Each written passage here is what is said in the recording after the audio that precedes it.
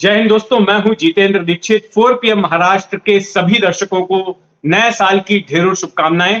तो नया साल शुरू हो चुका है और साल 2024 न केवल देश की राजनीति के लिए बल्कि महाराष्ट्र की राजनीति के लिए भी काफी उथल-पुथल वाला रहने वाला है। बस अब से 3-4 महीनों में ही लोकसभा के चुनाव होंगे और उसके लिए अभी से ही तमाम पार्टियों ने चुनावी बिगुल बजा दिया है और 3 हफ्ते बाद ही राम मंदिर का उद्घाटन होने जा रहा है, जिसमें कि प्रधानमंत्री मोदी समेत देश के कई जाने माने लोग, अभिनेता, राजनेता, क्रिकेट से जुड़ी हस्तियां, उद्योगपति, वे तमाम शामिल होंगे।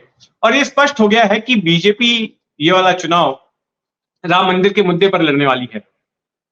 लेकिन अगर हम महाराष्ट्र में आए तो महाराष्ट्र में भी काफी उथल-पुथल मची हुई है और खास करके ये जो जनवरी का महीना है, नए साल का पहला महीना, इसमें काफी कुछ सस्पेंस छुपा हुआ है।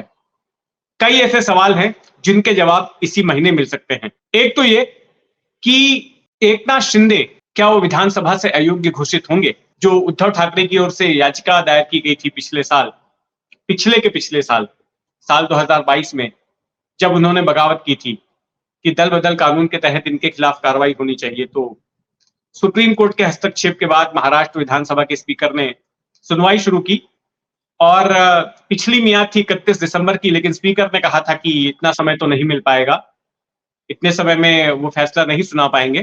तो ऐसे में मियाद बढ़ाने की मांग की थी और 10 जनवरी तक की मियाद सुप्रीम कोर्ट ने दे दी। तो अब उम्मीद की जा रही कि आने वाले 10 दिनों के भीतर एकनाथ शिंदे की किस्मत का फैसला हो जाएगा कि वो विधानसभा के सदस्य रहते हैं या नहीं।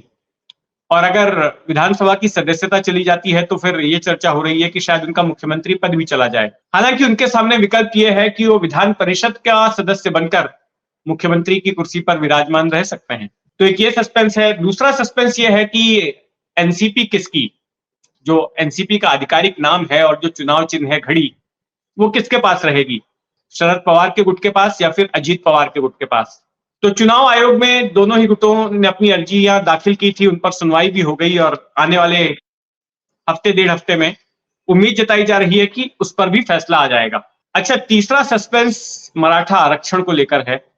मराठा आंदोलनकारी मनोज जरंगे पाटिल ने कहा है कि वो 20 जनवरी को मुंबई कूच करेंगे और मुंबई को ठप कर दिया जाएगा। मुंबई के किसी मैदान में, चाहे वो आजाद मैदान हो या शिवाजी पार्क हो, वहां पर वो अनशन पर बैठ जाएंगे। ये उनका तीसरा अनशन होगा मराठा आरक्षण को लेकर। उनकी डिमांड है कि मराठाओं को सरकारी नौकरियों में और शिक्षा में आरक्षण मिलना चाहिए। तो क्या तब तक सरकार इस समस्या का कोई तोड़ निकाल पाती है, इस मसले का कोई हल निकाल पाती है? इस बात को लेकर सस्पेंस है।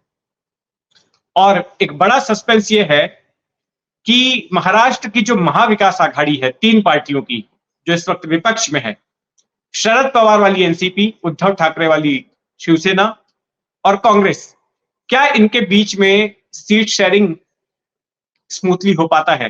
क्योंकि हफ्ते भर पहले तक खबर आ रही थी कि सीट शेयरिंग को लेकर काफी घमासान मची हुई है। शिवसेना सबसे ज्यादा सीटों पर लड़ना चाहती है। महाराष्ट्र में 48 सीटें हैं। 48 में से शिवसेना 23 सीटों पर लड़ना चाहती है। पिछले चुनाव में भी 23 सीटों पर लड़ी थी शिवसेना, जिसमें से कि 18 सीटों पर उससे जीत हासिल हुई थी और इस बार भी उसकी यही डिमांड है। लेकिन कांग्रेस का कहना है कि ऐसा नहीं होगा। कांग्रेस खुद भी ज्यादा सीटें चाहती है। शिवसेना ने कहा कि आपकी तो फिलहाल महाराष्ट्र में एक भी सीट नहीं है। पिछले चुनाव में 1 सीट आपने जीती थी 2019 में, उसके बाद वो सांसद भी स्वर्ग सिधार गए, अब आपके पास में कोई है नहीं। तो कांग्रेस की ओर से जवाब दिया गया कि आपकी पार्टी कौन सी समूची बच्ची है, आपके भी तो 40 विधायक चले गए एकनाथ शिंदे के साथ में और सांसद भी 5-6 ही बचे हैं। तो एक जुबानी जंग चल रही थी और उम्मीद की जा रही कि इस हफ्ते इन तीनों ही पार्टियों के नेता दिल्ली में बैठेंगे, साथ में राहुल गांधी होंगे, शरद पवार होंगे और उद्धव ठाकरे होंगे और सीट शेयरिंग को लेकर कोई फॉर्मूला बाहर आएगा। लेकिन एक और पेच फंसा हुआ है, वो है वंचित बहुजन आघाड़ी का प्रकाश आंबेडकर, जो कि डॉक्टर बाबा साहेब आंबेडकर के पोते हैं। वो भी महाविकास आघाड़ी से जुड़ना चाहते हैं और इंडिया गठबंधन से भी जुड़ना चाहते हैं, लेकिन कांग्रेस इसके लिए तैयार नहीं है और एनसीपी भी आधे अधूरे मन की ही है, ना उसकी हां है ना है। शिवसेना जो ठाकरे गुट है वो पूरी तरह से वकालत कर रहा है प्रकाश आंबेडकर को लेने की। अच्छा, प्रकाश आंबेडकर का यह कहना है कि हमको 12 सीटें चाहिए और अगर सीटों का बंटवारा होता है तो 12 12 12 12 चारों पार्टियों को 12 12 सीटें मिलनी चाहिए। इस तरह से इन 48 सीटों का बंटवारा हो। लेकिन इस पर कांग्रेस और एनसीपी का कहना है कि 12 सीटें आपको कैसे दे दें, आपका तो फिलहाल एक भी सांसद नहीं है महाराष्ट्र में, तो ऐसे में 12 सीटें दिया जाना जो है वो प्रैक्टिकल नहीं है। जो पिछला फॉर्मूला सामने आया था उसमें यह बात कही गई थी कि एक सीट छोड़ी जाएगी वंचित बहुजन आघाड़ी के लिए, अकोला की सीट प्रकाश आंबेडकर के लिए, लेकिन प्रकाश आंबेडकर इसके लिए तैयार नहीं है।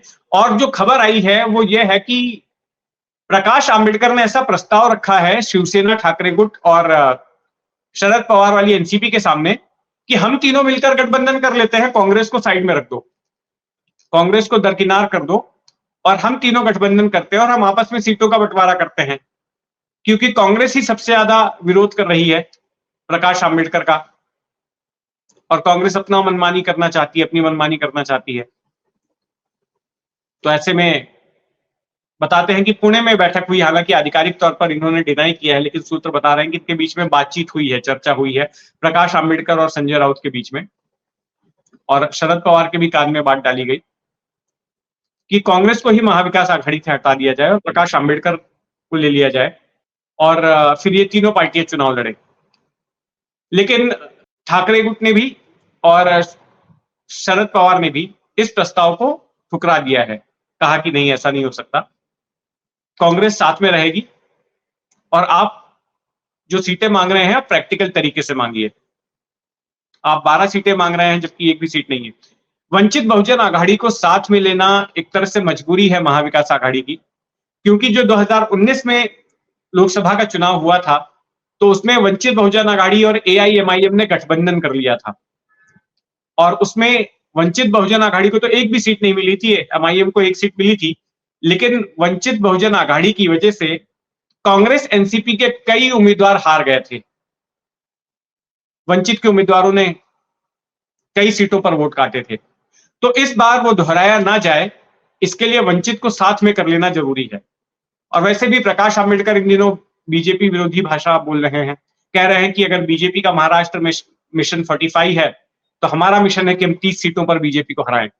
तो ये सस्पेंस इस सस्पेंस पर से भी पर्दा हट सकता है आने वाले दिनों में। तो महाराष्ट्र की सियासत में जो कुछ भी हलचल होगी हमारी उस पर नजर बनी रहेगी। आप भी अपनी नजर बनाए रखें 4 PM महाराष्ट्र पर, और अगर आपने अब तक इस चैनल को सब्सक्राइब नहीं किया है तो सब्सक्राइब कर लें।